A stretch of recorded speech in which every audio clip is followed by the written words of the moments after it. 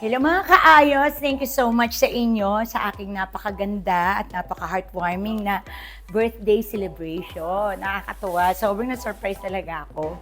Sobra-sobra. As in, ano ba yun? Mukha nga akong tanga dun. Diyos ko, ano ba yan? 9 na tanggal plus mga 10. Todo na yung 10. Ito, hanggang 10 to. Sobra talaga ako na-surprise kasi yung akala ko kasi, yung likod ko, may tatanggalin pa. Ay, hindi pa tatanggalin yun. Tatanggalin pa yung palda ko pagkakanta na ako nung yung I Want My Body. Tapos sabi ko, ba't may humahawak sa likod ko? Tapos akala ko dancer.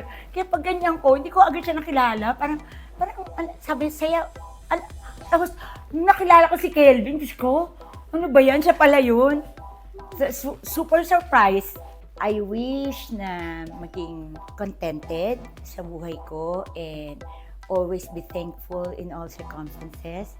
Lahat, anything na negative or anything na mga pagsubok is kailangan positive pa rin ako in all the way because God knows His plans for me and God knows the best for me. Thank you mga kaayos. Thank you po sa inyo.